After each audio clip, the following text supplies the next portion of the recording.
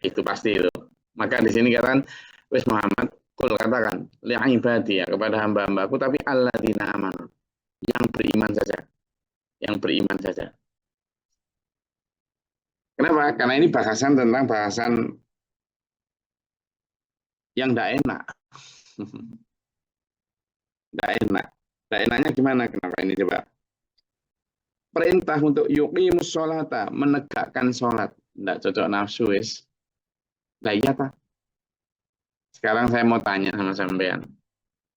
Kalau seandainya tidak diwajibkan, sampean itu kira-kira sholat duhur, asar, maghrib, isya, subuh enggak sih? Kalau nggak diwajibkan. Hah? Boten dah. Oh, abot guys. Gak enak loh. Subuh jangankan subuh yang lagi ngantuk-ngantuknya. Ya, apa? Zuhur itu lagi laku-lakunya bakso kok. Lah ya, zuhur itu lagi-lagi laku-lakunya bakso dan es. Disuruh ke masjid. Lah, nggak ada. Leres. Lah, wes. Ganggu pekerjaan. Gak jelas. Wa yuqimus sholata, menegakkan sholat. Ini bukan hanya melaksanakan, tapi menegakkan. Yang namanya menegakkan itu, selain melaksanakan untuk diri sendiri, juga menegakkan untuk komunitas kita. Tegaklah kamu. Katanya tegak gimana? Ya jangan ledra-ledre, sholat ya sholat. Itu maknanya. Jadi bukan hanya melaksanakan, menegakkan. Kenapa sih enggak wayak malus sholah gitu. Tapi wayuqi sholah. Menegakkan sholat.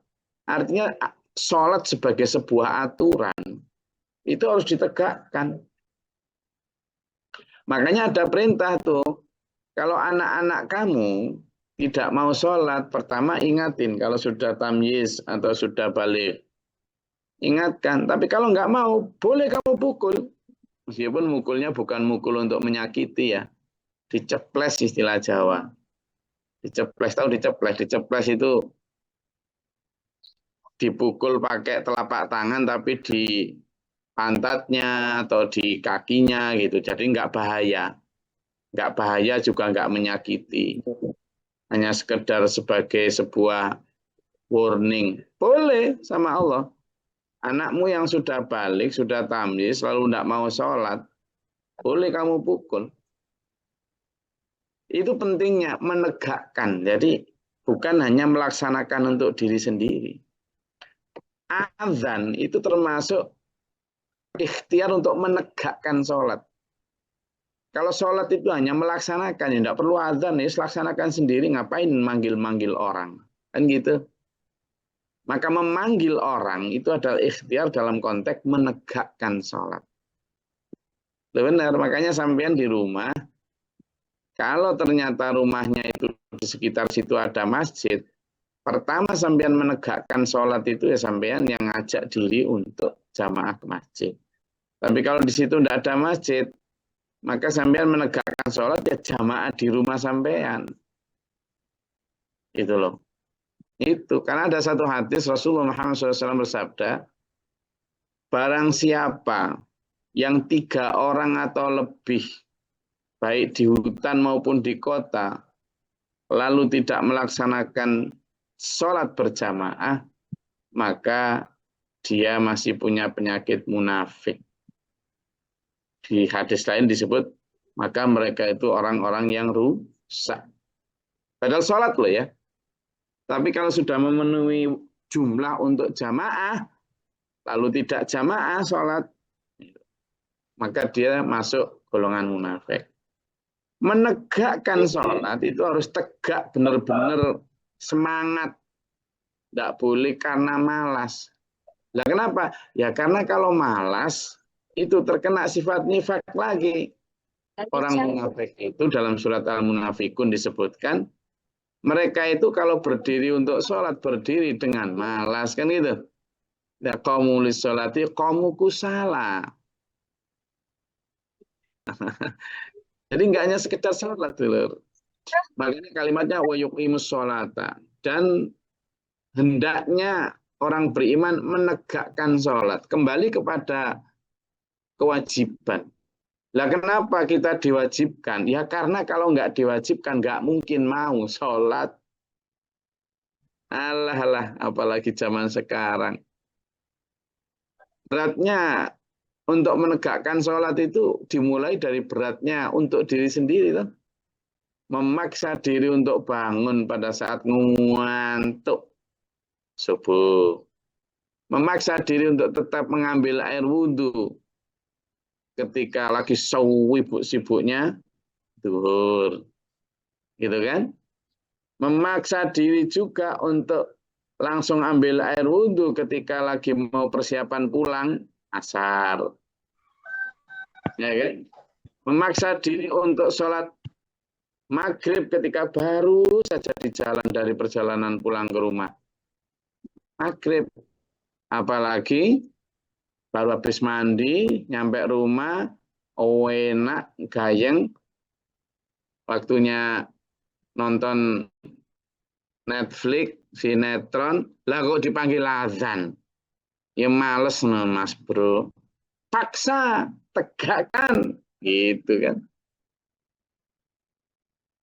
Udah capek seharian ke sawah, seharian ke kantor, seharian di toko, seharian keliling jadi sales, seharian kerja di pabrik. Habis makan malam, terus sudah bersih-bersih, badan bersih, nyawaman, tidur, ngantuk. Maunya ya besok biar fresh kerja lagi. Salatu wassalamu alaih. Waduh, wis fajar. Tangi enggak? Bangun enggak? Manjat ke mul. Enggak enak. Sehingga yang dipanggil Allah di sini adalah alladzina amanu, orang yang beriman. Maksudnya apa? Ya yang beriman bahwa semua itu akan ada balasan. Bahwa akan ada akhirat untuk mengunduh, memanen semua yang kita lakukan itu, bahwa itu tidak sia-sia. Ya, itu butuh iman. Kalau instrumen lain nggak masuk. Nggak masuk. Ngapain sih repot-repot kayak gitu? Kan gitu. Maka butuh instrumen iman untuk mendorong kita punya energi menegakkan sholat itu. Wa yunfiqu mimma razaqnahum, dan juga menginfakkan harta yang kami rizkikan. Pertama menginfakkan, nanti kedua tentang kami rizkikan. Pertama menginfakkan, ini juga begitu, butuh instrumen iman. Lah ya gimana? Wong menginfakkan harta itu nggak enak. Menginfakkan harta itu rugi apa untung sih? Hah? Rugi apa untung? Lahir rugi, Gus. Rugi apa untung Bapak Ibu sekalian? Memberikan harta hasil kerja kita itu rugi apa untung? Rugi, Gus. Ya rugi. Kehilangan. Kalau dari sisi ilmu ekonomi itu apa sih? Mengeluarkan sesedikit mungkin, memperoleh sebanyak mungkin. Lah gitu dah. Modal pickup harga 87 juta, kalau bisa ya dapat 110, 120. Lah gitu dah. Yang namanya dagangan itu lah gitu dah. Tapi coba dibuka di surat As-Saff ayat 10 sampai 12. Ternyata ada dagangan yang nggak rugi. Itu nggak gitu konsepnya. Coba dibuka. Ayo para pedagang yang harus baca ini. Juga nanti At-Taubah ayat 111. Yang baca ini hanya pedagang. Ayo, kali ini yang baca ini adalah pedagang. Nah, pedagang. Petani nggak boleh baca ini. Pegawai juga nggak boleh baca. Pedagang aja dulu, biar yang membaca pedagang ini. At-Taubah ayat 111 sama As-Saff ayat 10 sampai 12. Nah, coba kita baca nih. Ya, mana Pak Pedagang? Maklar boleh, maklar. Pak pedagang. A'udzubillahiminasyaitonirrajim. Nah, ini pedagang nih. Bismillahirrahmanirrahim.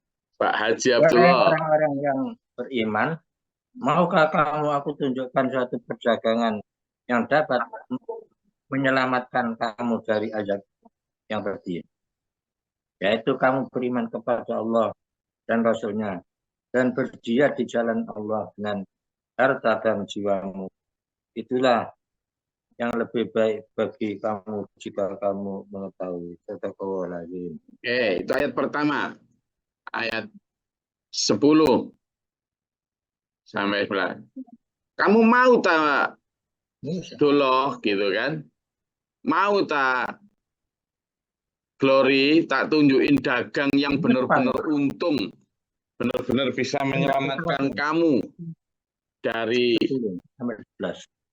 apa? Dari azab. Untung banget itu, nggak mungkin rugi. Nah, ternyata apa coba perdagangan itu? Diajak dagang sama Allah itu. Kamu dagangan sama aku, wahai orang beriman. Beriman lagi yang dipanggil di situ. Ya alladzina amanu tuh. Hal adullukum, mau tak kamu tak tunjukkan ala tijaro atas sebuah bentuk perdagangan yang tunjikum min adzabin alim. Loh, diselamatkan dari azab itu kan perdagangan yang sangat beruntung banget. Itu pertama apa? Tu'minuna billah. Beriman kepada Allah, gitu kan? Wa tujahiduna fi sabilillah. Perdagangan itu adalah dengan cara kamu berjihad di jalan Allah dengan memberikan bi amwalikum wa anfusikum, memberikan hartamu, memberikan jiwa ragamu, tenagamu, waktumu fi sabilillah untuk perjuangan di jalan Allah. Jadi sampean disuruh menjual hartamu, menjual jiwa ragamu, waktumu untuk perjuangan agama Allah. Dzalikum khairul lakum in kuntum ta'lamun, itu bagus, itu lebih bagus. Tapi kamu jika kamu tahu loh ya, kata Allah. Lalu apa sih untungnya? Coba dibaca yang ayat 12. Ayo gantian pedagang yang selanjutnya. Woi Pak pedagang. Ya, siapa pedagang nih? Banyak kan pedagang? Pedagang. Bapak Jo, Pak. Siapa? Bapak Jo apa? PW siapa ini? PW Pak Warto, Gus. Ya, Bapak Jo. Ayo Bapak Jo. A'udzubillahi minasyaitonirrajim. Bismillahirrahmanirrahim. Niscaya Allah mengampuni dosa-dosamu dan memasukkan kamu ke dalam surga yang mengalir di bawahnya sungai-sungai dan ke tempat tinggal yang baik di dalam surga Aden. Itulah kemenangan yang agung. Loh, coba. Azim. Dzalika wal fauzul azim, itu adalah fauzu, kemenangan, keberuntungan juga itu artinya. Untung. Apa coba untungnya? Diampuni dosanya. Sampean disuruh ngasihkan harta sampean, tapi untungnya apa coba? Diampuni dosanya. Lah diampuni dosa itu kelihatan enggak? Loh, lawang hartanya kelihatan kok. Terus labanya nggak kelihatan itu loh. Untung apa enggak sih kalau dari sisi ekonomi perdagangan gitu itu? Kalau duniawi yang mboten, Gus. Ya enggak lah. Gimana dong, jelas-jelas hartanya hasil jungkir balik nggak karuan kok disuruh nyerahkan tuh loh. Waktunya tidur kok disuruh nyerahkan untuk sholat tuh loh. Enggak untung. Tapi coba kalimat Allah. Dzalika wal fauzul azim. Itu loh kemenangan yang beruntung, yang agung, yang besar. Maka hanya orang beriman. Gitu loh. Makanya dulu pernah sudah saya sampaikan, tapi saya ingin reminding lagi. Pak Guru Muntah itu ngajarin kita dengan satu analogi begini. Ya, tentang perdagangan itu ya. Tapi sebelum itu nanti coba baca lagi yang surat At-Taubah ayat 111. Monggo, Pak pedagang selanjutnya. Siapa yang mau baca Pak pedagang selanjutnya? Pedagang tak sampean? Dagang apa? Rosokan. Oh ya sudah, pedagang rosokan ya, gak apa-apa wes, ayo. A'udzubillahi minasyaitonirrajim. Bismillahirrahmanirrahim. Sesungguhnya Allah membeli dari orang-orang mukmin, baik diri maupun harta mereka, dengan memberikan surga untuk mereka. Mereka berperang di jalan Allah sehingga mereka membunuh atau terbunuh. Sebagai janji yang benar dari Allah di dalam Taurat, Injil, dan Al-Quran. Dan siapakah yang lebih menempati janjinya selain Allah, maka bergembiralah dengan jual beli yang telah kamu lakukan itu. Dan demikian, itulah kemenangan yang agung. Shadaqallahul adzim. Gus. Pak lihat tuh. Jadi di situ jelas. Innallaha ashtara sesungguhnya Allah membeli, gitu kan? Berarti kan jual beli tuh. Hartanya, jiwanya orang beriman. Bi'annalahumul jannah. Ditukar dengan surga. Tapi surga itu kapan? Di mana? Nanti Mas Yana. Nanti di akhirat gitu loh. Nah kalau sudah kayak gitu kan jelas banget bahwa yang bisa membaca ini itu hanya orang-orang beriman. Lah itu untung apa enggak sih itu loh? Enggak beruntung tuh loh. Dari kacamata materi, dari kacamata lahir duniawi itu sama sekali enggak beruntung. Enggak. Itu loh. Tetapi dari kacamata imani, ruhani, ukhrawi, untung. Lah gini, nggak beruntungnya gimana? Ya, karena kita jelas-jelas mengeluarkan harta, tapi nggak dapat apa-apa. Katanya ampunan, nggak kelihatan lagi. Tapi untung secara rohani lah gimana? Kita paling banter memberikan harta itu paling 1 hektar gitu kan. 1 hektar. Tetapi kita dapatnya ardua samawati wal ardh. Seluas langit dan bumi. Gitu. Gimana nggak untung? Kalau sorry.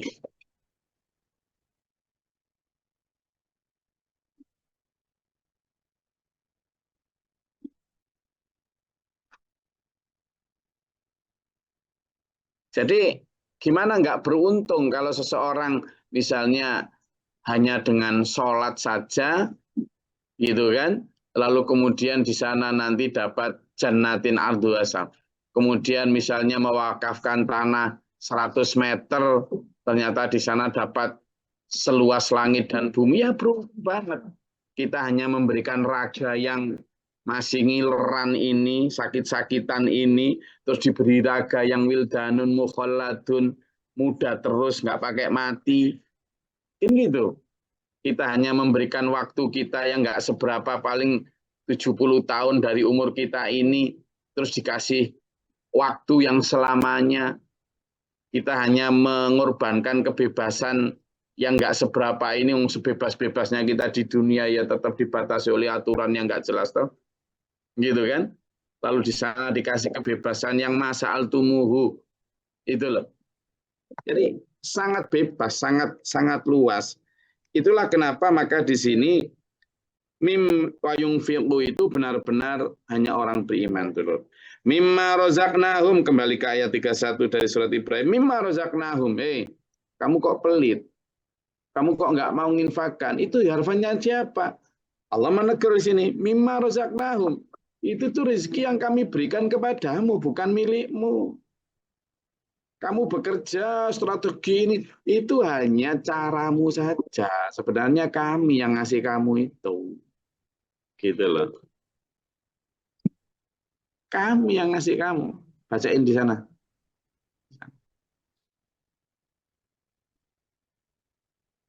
Bukan sesuatu yang miliknya kamu sendiri, bukan. Makanya kamu ya harusnya memberikan itu dengan sukarela, ikhlas, riang gembira. Wong itu bukan milikmu kok. Kan banyak itu di kaca-kaca mobil kamu tulis hadza min fadli robbi, kan gitu. Ini adalah dari karunia Allah. Ya yang konsisten dong. Sirra wa alaniyatan. Baik kamu caranya dengan sembunyi-sembunyi maupun dengan cara terang-terangan. Terkait ini kemarin yang sudah ditanyakan oleh Mas Rahman kalau nggak salah, bahwa gimana Gus tentang sedekah yang sembunyi-sembunyi dan terang-terangan. Dalam surat Al-Baqarah sudah diterangkan, kamu mau sedekah sembunyi-sembunyi ya baik, mau terang-terangan ya baik, ya boleh saja. Tapi kalau mau terang-terangan, kamu harus sudah yakin bahwa kamu bisa mengendalikan dirimu, tidak tergoda untuk riya. Jika mampu silakan, tapi kata Allah, dan jika kamu sembunyikan itu lebih baik. Kenapa? Bukan lebih baik tapi lebih aman kamu dari godaan riya. Min qabli ayyatiya yaumul la bai'un fi wala khilalun. Itu kamu berikan sebelum datangnya kematian. Belum datangnya hari di mana tidak diterima lagi segalanya. Sebelum datangnya hari bahwa tidak ada jual beli loh tadi loh, Dilar. Tadi kan kalimatnya diajak Allah jual beli, ya toh? Diajak jual beli loh. Nanti ketika sudah mati, zaman sudah tidak berlaku itu tawaran jual beli tadi itu, tidak berlaku dulu. Sudah tidak berlaku. Makanya la bayun, ketika sudah tidak ada jual beli, tidak ada tawar menawar, sudah selesai.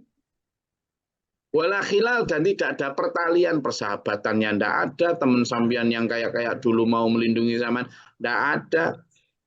Orang-orang akrab, kerabat, bahkan keluarga yang dulu membuat sampean malas bersedekah, malas beribadah, malas ngaji, malas sholat. Orang-orang yang dulu membuat sampean begitu, besok nggak nolong, nggak bisa. Maka sebelum itu, kata Allah, berinfaklah. Tegakkan sholat. Contohnya, yang dipakai analogi itu ya. Ada si Sodrun sedang berjalan, mau ke pasar nuntun sapi. Ditanya sama siapa? Ar-Rahman. Sodrun mau kemana? Saya mau ke pasar. Mau apa? Jual sapi. Berapa? 5 juta. Ya wes tak beli 10 juta. Tapi tak bayar nanti kalau sudah panen. So, ini sama si Rahman ini udah dengar kalau Rahman ini orangnya amanah, enggak pernah ingkari janji, juga kaya, juga menepati janji. Tapi hanya dengar, enggak terlalu akrab, juga enggak terlalu dekat kenal, hanya dengar bahwa orangnya amanah. Tapi dibayarnya nanti, tapi enggak terlalu kenal. Kira-kira Sodrun ngasihin enggak? Sodrun ngasihkan nggak? Dibeli tapi dijanjiin nanti bayarannya. Hanya enggak, Gus. Enggak. Kasih. Enggak memberikan. Meskipun di 2 kali lipat bayaran. Lalu ada fenomena lagi. Si Abdullah berangkat ke pasar, bawa seret sapi, ketemu sama Ar-Rahman juga. Dul, mau kemana? Mau jual sapi. Berapa? 5 juta. Wes tak beli 10 juta. Bayar nanti setelah panen. Si Abdullah ini kenal banget, deket, tiap hari jelas ketemu sama Ar-Rahman ini.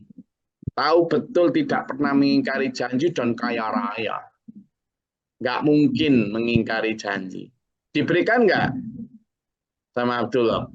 Diberikan. Jangankan dikasih 10 juta, 5 juta loh dikasihkan. Sodrun adalah gambaran orang di dunia yang Islam, tapi kepada Allah itu tidak dekat. Ya, hanya dengar, baca kitab, apal Qur'annya mungkin bahwa Allah itu amanah, al-ghani, maha kaya, la tukhliful mi'at, tidak mengingkari janji. Tapi hanya dengar dari yai, hanya baca dari kita. Enggak dekat, enggak. Ditawari Allah, hartamu, jiwamu, sini tak beli 2 berpuluh ratusan ribu kali lipat.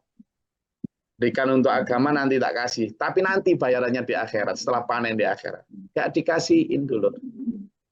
Kalau hatinya masih firoibin, dalam keraguan. Tapi jika Abdullah tadi, orang beriman, gambaran orang beriman, Sodrun gambaran orang yang belum beriman. Abdullah ditawari Allah gitu. Woi, yang namanya orang beriman langsung sami'na wa atona. Nggih Gusti, monggo ini hartaku, ini jiwaku. Serahkan untuk agama. Karena yakin Allah nggak akan mengingkari janji. Karena yakin betul, dekat betul sama Allah. Loh, kita yang mana? Sudrun Abdullah. Nggak usah dijawab sekarang. Oke, itu tuh loh. Kenapa? La bai'un tidak ada sudah. Dan ini diingatkan dalam surat Al-Munafikun juga. Ayat 9 sampai 11 nanti bisa dibaca sendiri ya. Tentang bahwa kamu itu infakkan sebelum datangnya mati. Nanti dibaca sendiri ya. Sebelum mati. Itu. Mau dibaca sekarang? Oke. Tadi siapa? Kayaknya Bu Mila atau siapa yang menyalakan mikrofon tadi? Siapa? Surat Al-Munafikun. Ayat 9 sampai 11.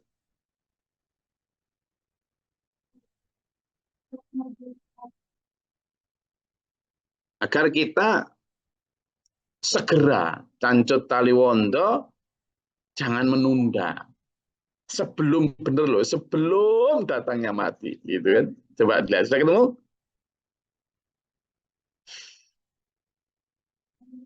Bagus.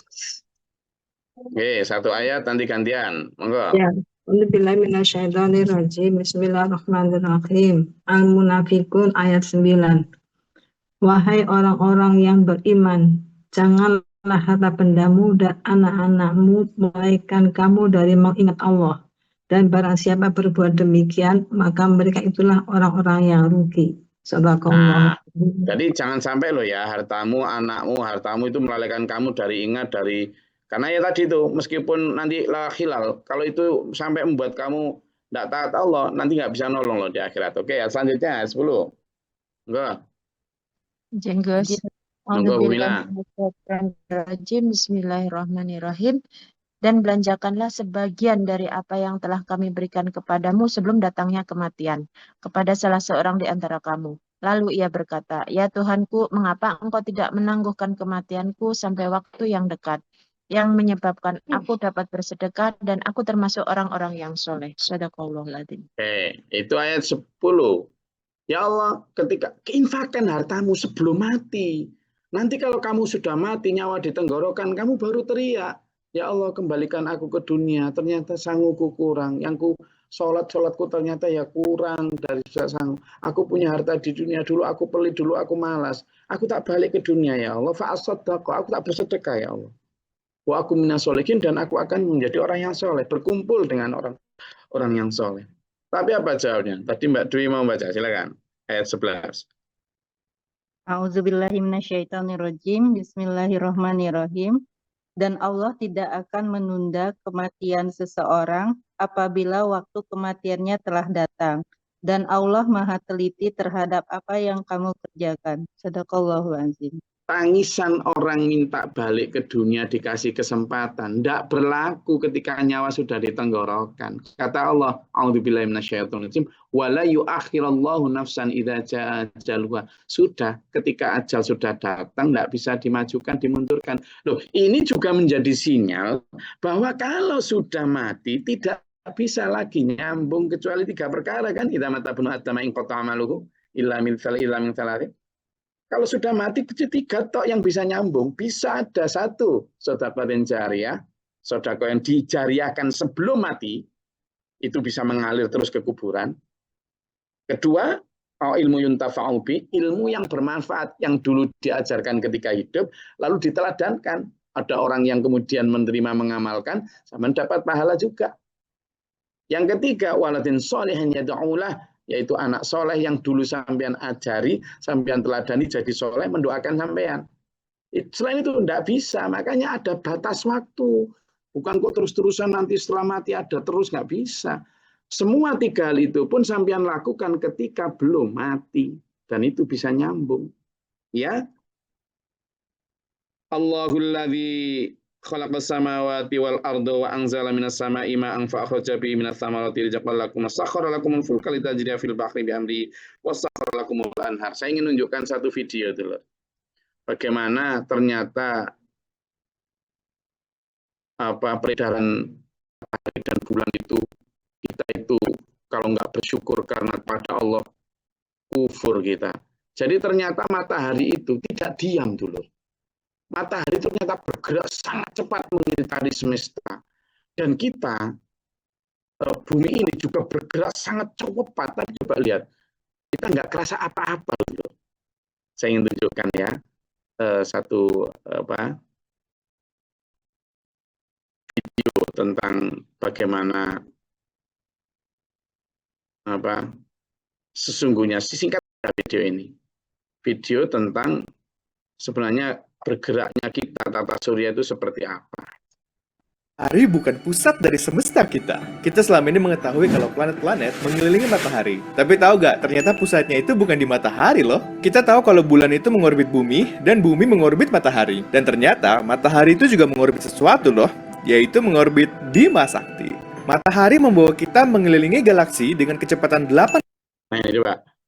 Ini tiap titik ini itu adalah matahari beserta planet-planetnya. Dan ada miliaran matahari beserta planet-planetnya tuh loh. Coba toh lihat ini loh.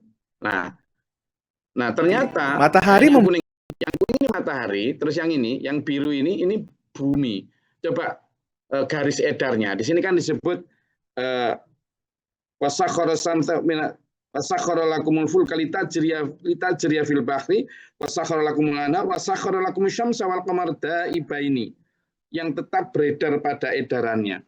Jadi peredaran matahari bulan ini ternyata gini dulu, elip mencolot ke sana ke sini. Kok ya kita nggak kerasa apa-apa gitu. Nah kita diminta untuk berpikir bahwa kita mengelilingi galaksi coba dengan kecepatan 800.000 km per jam. Ternyata kita itu diajak matahari untuk bergerak. Jadi selain bumi mengelilingi matahari, matahari ini ngajak kita itu bergerak secepat 800 km per jam. 800.000 km per jam. Padahal sampean dan saya mobilan 100 km per jam saja udah nggak karu-karuan. Kecepatan Formula 1 lomba balap itu paling banter 300 km per jam, itu udah nggak karu-karuan. Nah ini 800.000 km per jam kita diajak matahari di bumi ini kelilingi galaksi itu. Lah kok nggak kerasa? Kalau nggak karena kuasa Allah tuh loh. Coba lihat. Bahkan dengan kecepatan secepat ini pun, matahari membutuhkan 240 juta tahun untuk satu putaran orbit mengelilingi Bima Sakti loh. Lama banget ya. Dan ini disebut sebagai tahun kosmik atau tahun galaksi. Jadi satu tahun galaksi sama dengan 240 juta tahun. Tapi pertanyaannya, sekarang bumi udah ulang tahun galaksi yang keberapa ya? Ya, itu sekilas. Betapa Allah ketika mengajak kita berpikir tentang ini. Menurunkan hujan dari langit, kemudian ada dari situ tumbuh buah-buahan rezeki untuk sampean, semua itu dari Allah. Sampean petani, jadi punya kelapa sawit. Sampean pikir dari mana kalau nggak ada air hujan? Lalu kemudian ketika itu diklaim oleh Allah, itu mimma rozaqnahum loh ya, itu harta yang kami berikan kepadamu loh ya, angfiku infakan. Kita kemudian merasa itu milik kita. Loh kita lo punya apa tuh loh? Mobil, dari mana kalau nggak dari tambang?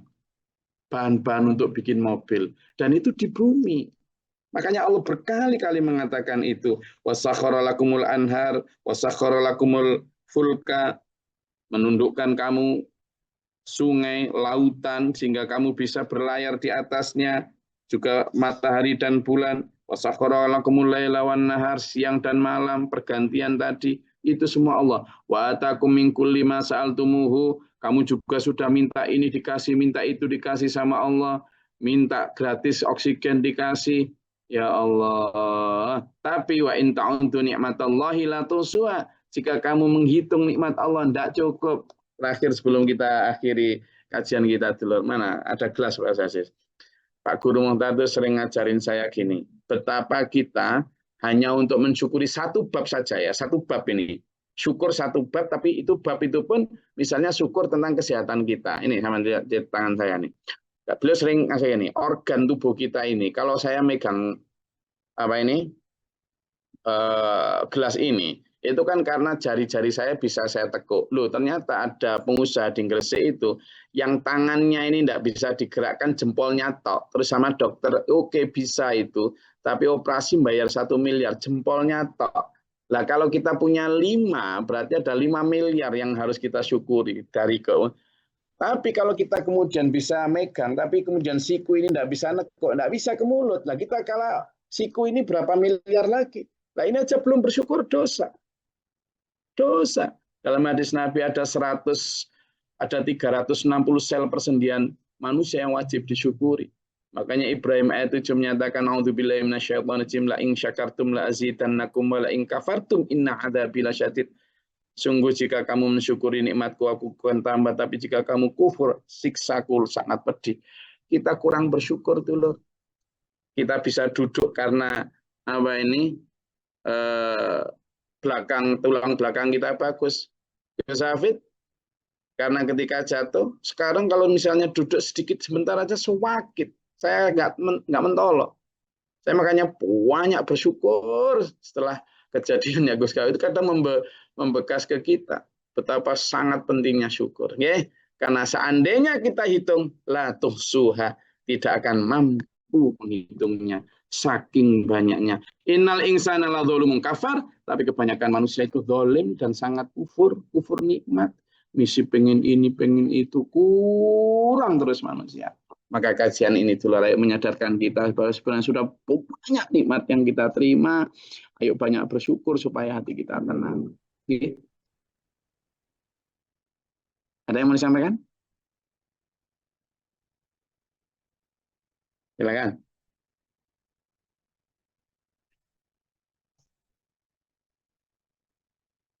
Ada?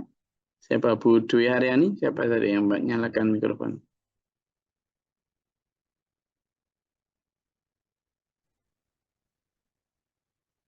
Jadi Gus, izin Gus. Ya. Jadinya ketanggangan nih sekarang, mikirin nikmat yang luar biasa nih. Iya Bu Dia. Iya Bu Dia. Kalau kita itu saking makanya orang-orang yang bersyukur nikmat itu sampai nangis ya. Saking banyaknya nikmat yang kita terima ya Allah. Orang kena kanker darah itu dulu. Gak kelihatan kan di dalam. Itu sakitnya luar biasa. Lah kita darah kita baik, hemoglobin kita bagus, sel darah merah, sel darah putih kita baik. Ini kurang bersyukur hanya karena misalnya panen kemarin rugi, kita sudah ngeluh nggak karu-karuan kayak kita sudah orang paling nggak beruntung. Ya Allah, gitulah. Kadang kita punya anak 2, yang satu kurang baik, yang satu baik. Memang kita tetap harus berusaha agar semuanya jadi baik, tapi harus syukuri ada yang masih baik. Banyak yang kita perlu syukuri itu loh, ya. Jadilah orang-orang bersyukur. Kita punya rumah meskipun tidak bagus, tapi daripada mereka yang berada di kolong jembatan, itulah. Oke, saya rasa itu. Besok kita libur, insya Allah kita ketemu hari Sabtu. Mudah-mudahan bermanfaat faedah. Ini saya sudah di Lamongan lagi, tapi nanti mau berangkat ke Lumajang ini insya Allah. Oke, mudah-mudahan bermanfaat faedah. Allah menghati kita dengan kesehatan jasmani ini. Kita dalam siratal mustaqim ila akhir. Amin. Allahumma shalli wa sallim barik. Allahumma fi'il mu'minin minat muslimat al-ahya muslim. Allahumma ahdina fi man hadayt wa afina fi man afayt wa lana fi man tawallayt wa barik lana fi ma atayt wa qina syarra ma qadayt fa innaka taqdi wa la yuqda. Astaghfiruka wa atubu ilaika. Allahumma taqabbal bala wal wafa wa tanastina min syaitan syaitan kufar. Rabbana natina wa lina sabina min al-qawmi dhalimin rabbana. ربنا ما نفقتنا ما شهدنا ربنا لا تزغ قلوبنا بعد إذ هديتنا وهب لنا وعافنا وارحمنا وارحمنا أنت مولانا فانصرنا على القوم الكافرين.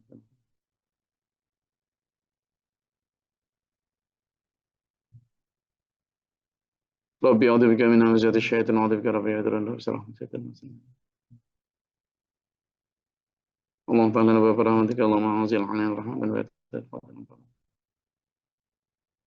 اللهم افرغ لنا صبرا وثبت ايماننا وانصرنا على الكافرين. اللهم فاتر السماوات. اشهد ان لا اله الا انت اعوذ بك من شر نفسي شر الشيطان الشرير اعوذ بالله من شر البلاء والوباء الشقاء والسوء والفحش. هدى والتقوى والعفاف والغنى وحسن الخلق وحسن الخاتمة. ربنا هب لنا من ازواجنا وذرياتنا قرة اعين.